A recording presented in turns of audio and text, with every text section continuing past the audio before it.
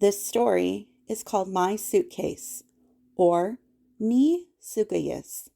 It is written and illustrated by Christina Fox, whose Blackfoot traditional name is Nii Sookayis, which translates to Vision Beyond.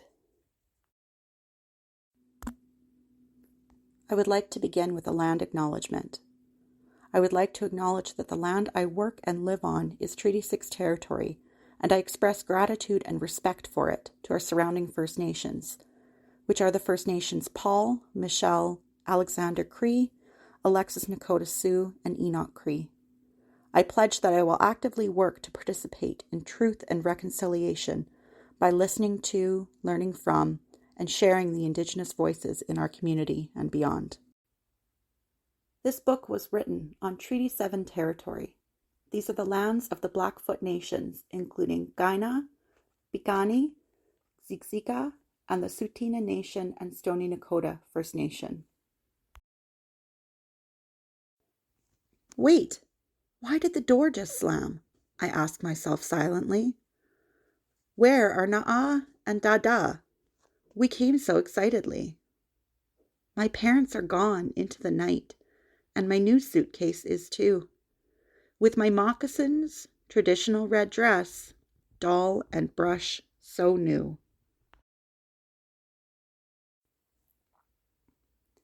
My name is Nii Sookayis, which means vision beyond. I'm a little girl of 5, and of my family I'm most fond. With Na'a, Dada, and Nistu, or me, happiness and home we shared, but now I am alone, and my heart is sad and scared. As a little guguna, or my girl, with braids long on each side, my freedom as Niigstidabi, or First Nation, filled my life and soul with pride. Now in this space I wonder, what is happening to me? When I open my eyes tomorrow, what is it that I will see? Will I see my suitcase that we filled with love and care? It's my connection to my life. To take it is unfair. Not only do they take that case and all that is inside, they cut my hair, my values, idudoigista, or hope, and throw it all aside. Now as I lay here still as can be, no longer with my braids, I close my eyes and dream, under this blanket old and gray. I dream of my security and of my peaceful living. To promise us more, but take it away, seems all so unforgiving. Itsisanoa always says, Guguna, to cry is to cleanse and heal. We need to allow the tears to flow to see what they reveal. So, as I dream of my suitcase and the red dress that she made, I let my tears flow freely, saying, Spamoget, or help me as I pray. These tears, they are a ceremony that remind me I am strong. My tears could fill the fry bread bowl Na'a used my whole life long. I wake to Gibidebuga, or children crying, and I'm crying with them too. I now know I'll be here sometime and wonder how I'll make it through. So I decide over the years in this dark and dreadful place, I'll go back to my Blackfoot teachings, filled with light, care, and grace. I lean on memories of those I love who are always in my mind. I remember that they love me so, and I try to remain kind.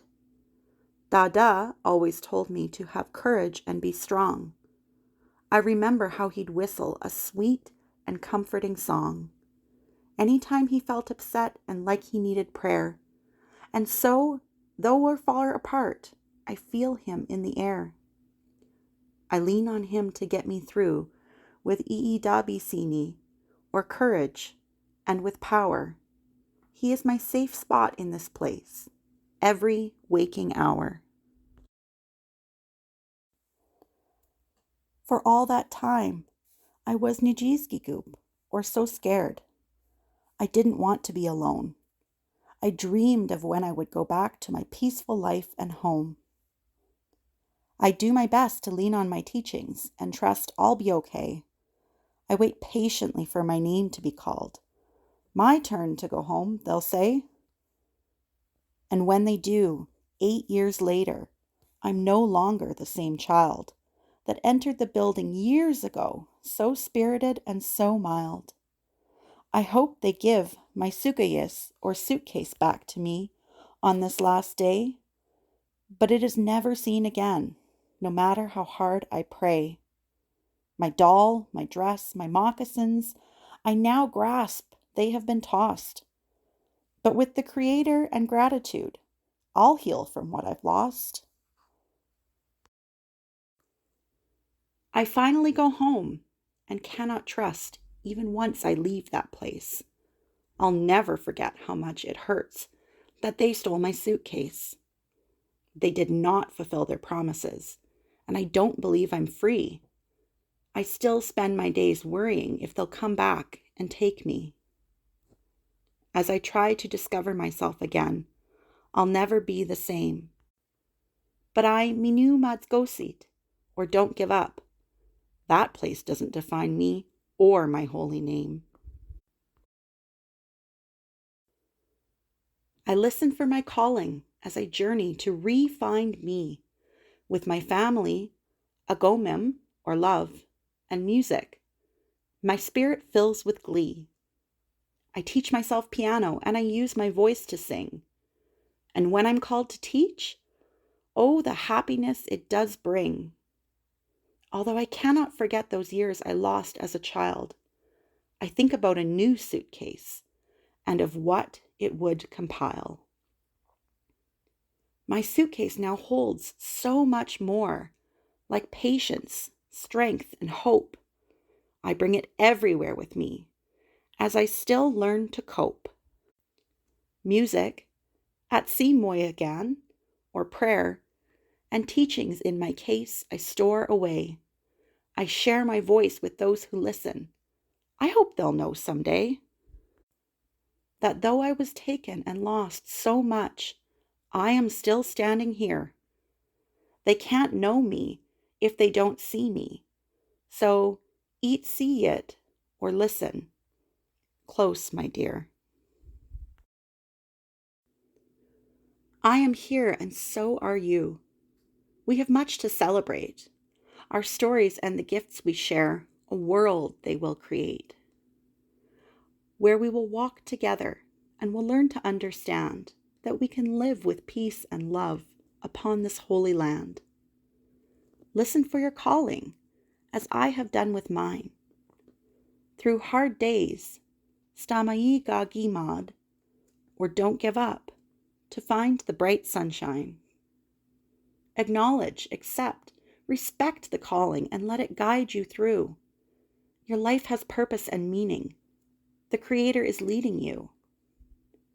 Fill your suitcase with things you love that tell your story and share your gidu gu simanit seats or gifts with the world, for you alone are special beyond compare.